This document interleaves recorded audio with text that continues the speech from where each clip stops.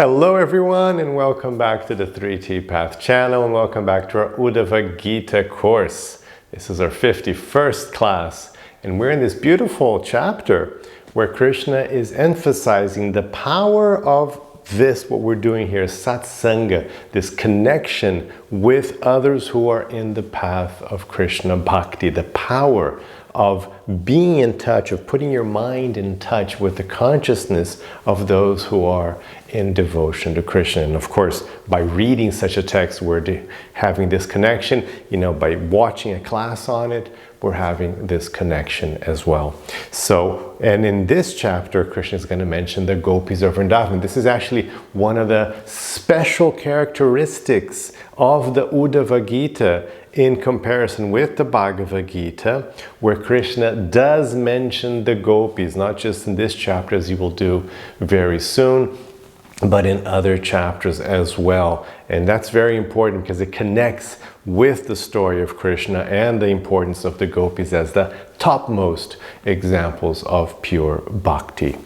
Okay, so if you want to watch the other 50 classes of this Uddhava-gita course, then make sure you become a member of this channel, a member of the Bhakti Club, and the instructions are here in the description of the video. Okay, so now we are in the 11th canto, 12th chapter, verse 7, and Krishna is speaking to Uddhava. The persons I have mentioned did not undergo serious studies of Vedic literature, nor did they worship great saintly persons, nor did they execute severe vows or austerities. Simply by association with me and my devotees, they achieved me.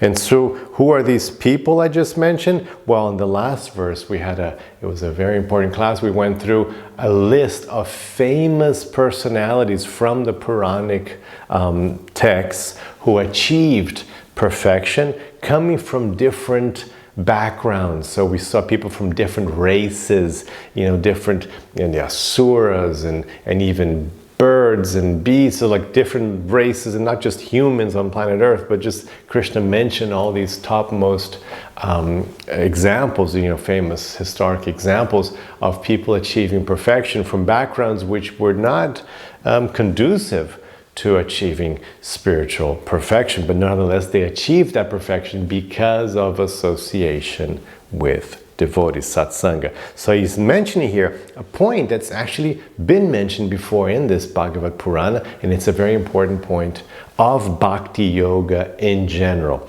And the point is that you can achieve the perfection of spiritual life through bhakti without the traditional, the more famous, let's say, the more common ideas people have of achieving spiritual success, namely, like being very proficient in Vedic studies, for example, knowing all the different mantras and verses, and being very great academic, studious person. So not that, you don't need like profound intellectual Vedic knowledge. You don't need to worship certain personalities, Krishna mentions here. You don't need, and this is important, to execute severe vows or austerities, because there's always this idea that, to achieve spiritual life, I must become renounced, I must, subject my body to profound austerities.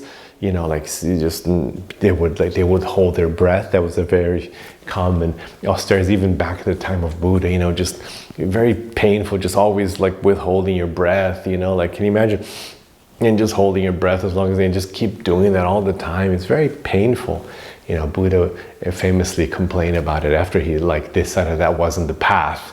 He said it was like I felt my body was gonna burn. This is like very difficult. Or starving yourself, or all these other things. So these strict, harsh, self-mortifying practices, which people have this idea, to reject material life, I must subject my body to these things, eating rice with sand in it. So it's just unpleasant. So that kind of thing, that's there. People would do these things. So Krishna says, no, you don't do any of those things. You don't have to do those things. And you don't have to, become some super, Vedic intellectual. You don't have to do that. It's just simply by satsanga, simply by association, just sangha. The word is sangha, mat sangat. With me, mat sangha, or with my devotees. Very nice. Purport. Study of the Vedic literature, worship of those who teach the Shruti mantras, acceptance of vows and austerities, etc., as mentioned previously, are helpful processes that please the Supreme Personality of Godhead. In this verse, however, the Lord again explains that all such processes are secondary. That's very important. It's not that we're rejecting these things. It's not like oh no, you can't study and you can't. No, it's not. It's just that these are secondary processes or tertiary. They're not the primary process of spiritual enlightenment. So you can do those things in as much as they help you with the primary objective, which is to love God. And think of God, like Krishna says, always think of me, just never forget, just think your mind and intelligence fixed on me. That's what Krishna says over and over again in Bhagavad-gita. That is what we want. So whatever helps you do that, okay, that's a secondary, tertiary, whatever helps you towards that primary goal. By other processes, one may gain the association of the Lord and His devotees, which will actually give the perfection of life. The word matsangat can also be read as satsangat with the same meaning.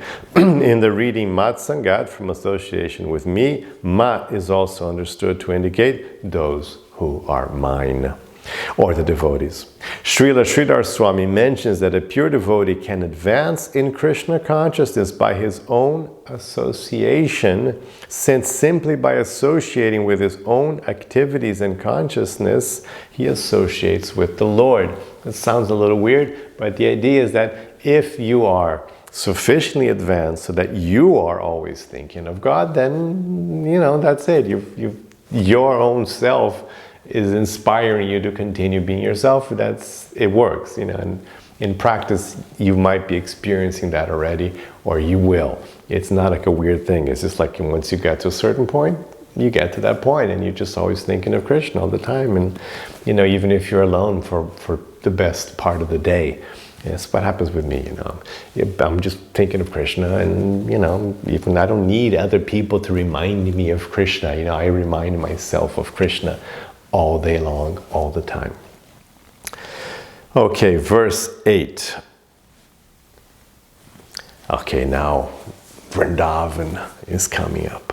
The inhabitants of Vrindavana, including the gopis, cows, unmoving creatures such as the twin Arjuna trees, animals, living entities with stunted consciousness, such as bushes and thickets, and snakes such as kalya, all achieved the perfection of life by unalloyed love for me, and thus very easily achieved me.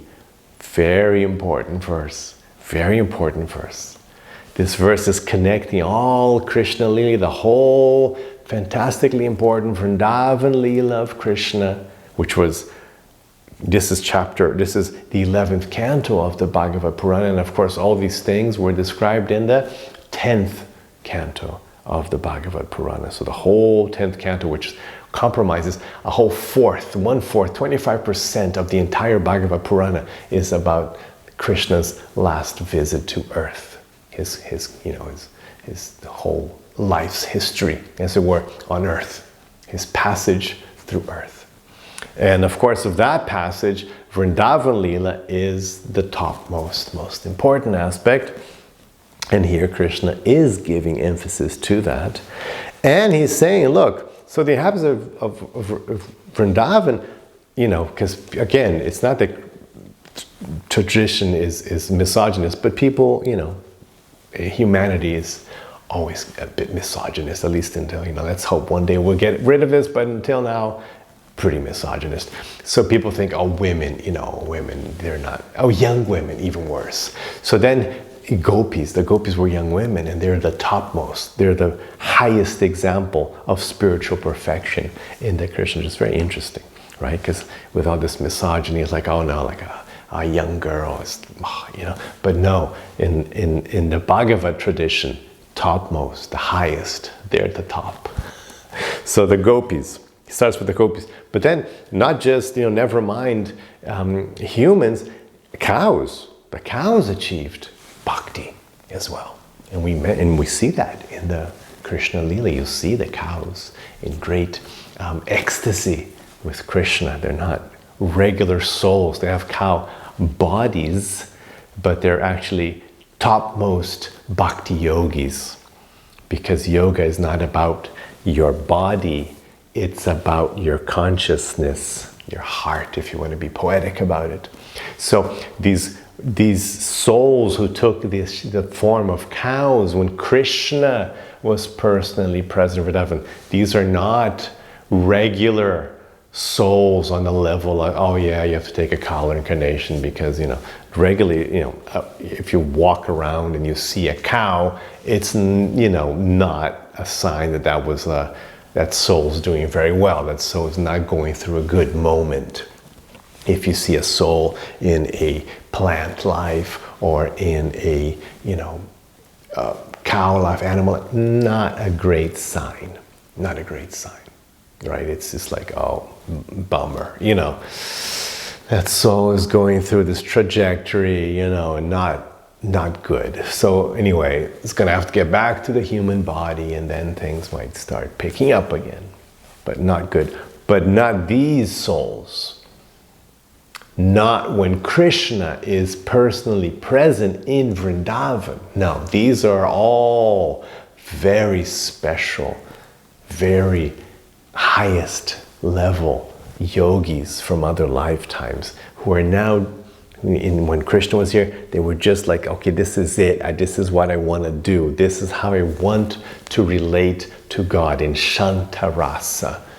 So it's called Shantarasa, the rasa that is enjoyed by these other forms. Shantarasa, it's a peaceful, very, of course, infinite ecstasy, connection with God without, the intricacies of the other rasas of friendship, or to speak of the conjugal rasa of the gopis, which is the most sophisticated, or the parental sakya rasa, sakya rasa of the friendship, or the vatsalya rasa of the parents who were taking care of Krishna. No, this is a different rasa. It's called Shantarasa.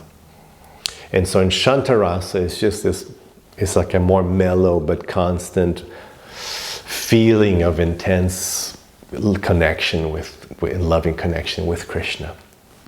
So these souls who took birth as cows, trees, animals, they even bushes and thickets. These were not regular souls, not like, oh man, you took birth as a plant, not so good, not that kind of thing. Really topmost souls who were that's what they want to do forever. That's how they want to relate to Krishna. Uddhava himself, Uddhava who is listening to this, Uddhava still this perfect avatar devotee of Krishna, this eternal associate of Krishna, he says later on that he wants to be, he says that that's the rasa he wants to have. He wants to be a thicket or a bush in Vrindavan. He says he wants to do that. So he's very high level. It's not like a bad thing, it's like it's super high to be in that mood. Very high level. So these souls in these bodies, they were actually extremely advanced bhakti yogis from other lifetimes, and of course they achieved their final perfection with that contact with Krishna when Krishna was coming through earth the last time 5,000 years ago. So they all achieved, and then he mentions also Kaliya, the big snake. Krishna fights the snake demon. So it's a beautiful story of the snake demon, the multi-headed snake demon that Krishna dances, he dances on his head. Anyway, but that snake demon almost also achieved perfection because Krishna was putting his feet on his head. It's like, that's it, everything, all the imperfections will go away. So he achieved perfection as well. And he was he was a very powerful snake. He wasn't a regular little garden snake. But anyway, so he achieved perfection of life by unalloyed love for me, and thus very easily achieved me. Very important verse. Purport. Although innumerable living entities achieved liberation by association with the Lord and his devotees, many such personalities also executed other processes such as austerity, charity, philosophical speculation, and so on. As we have already explained, such procedures are secondary. But the inhabitants of Vrindavan, such as their gopis, did not know anything except Lord Krishna, and their whole purpose in life was simply to love Lord Krishna, as indicated here by the words Kevalena hi bhavina. Even the trees, bushes, and hills, such as Govardhan, loved Lord Krishna. As the Lord explains to his brother Sri Baladeva in the 10th canto of the Srimad Bhagavatam, verse 10:15:5, Aho amideva varamararchitam padam bhujam te sumana falarhanam namanti upadhaya shikabhir atmanas tamo pahatyai taru janmayat kritam.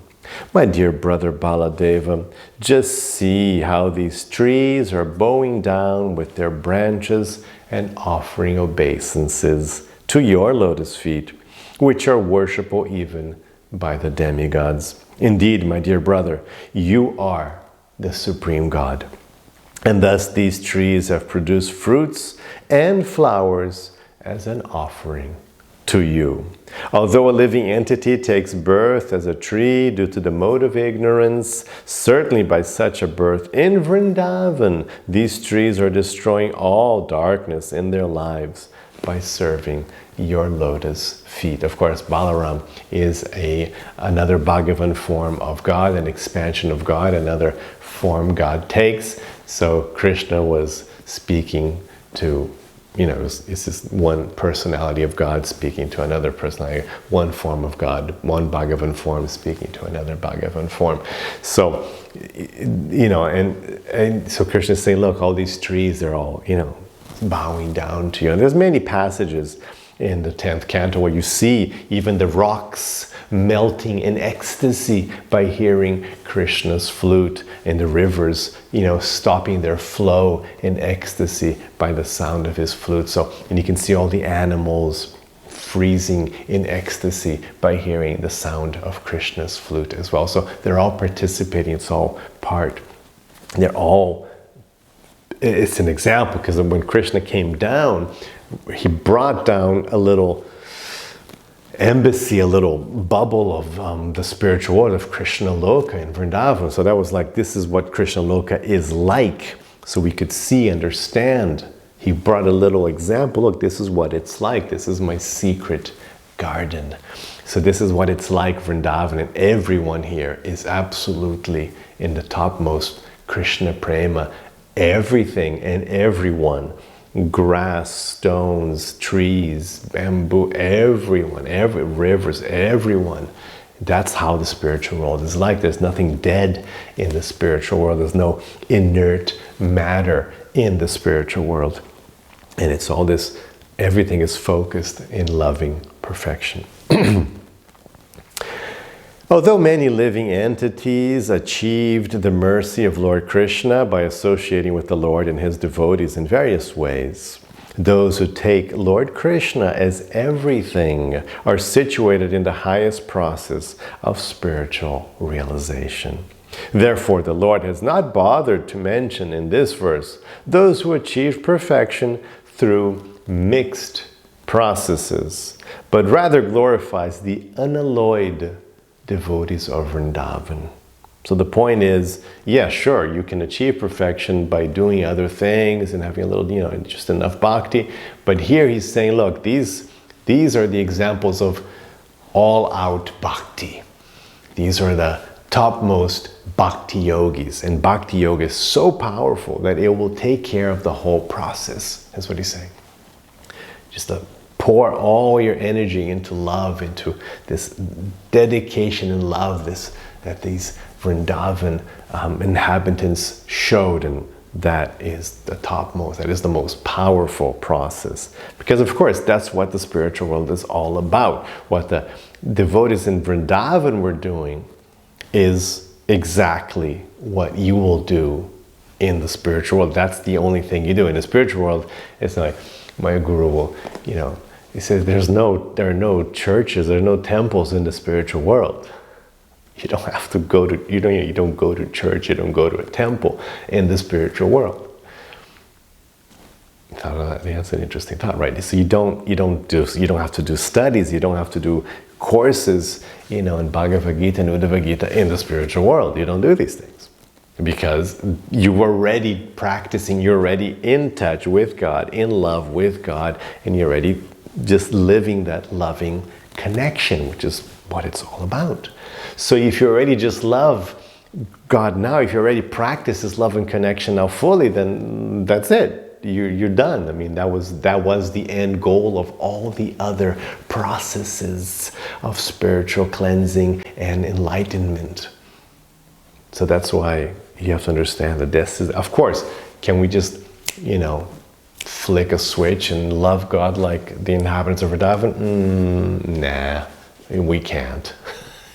So we will have to, right now, we take the other medicine as well. We have to meditate and be very careful with sattva guna and what we eat and what we do, and do all the other things as well. And live our diet. We have to do everything else as well now because we're like in a more dangerous, more sickly situation. So when you're very, you can't just, the whole point is, let's say the whole point is to be healthy. So, but if you're in hospital, you can't just run around and do everything as you would when you're healthy, because now you need this medicine, you need to lie down, you need this oxygen. So then later you'll be strong enough to do whatever you want. Same thing with us. We're working out these imperfections, so we have to be very careful and do the whole practice of Bhagavad-gita, all the elements. We can't just jump into, oh yes, I just love Krishna, and then we'll just fall and trip over and fall on our faces.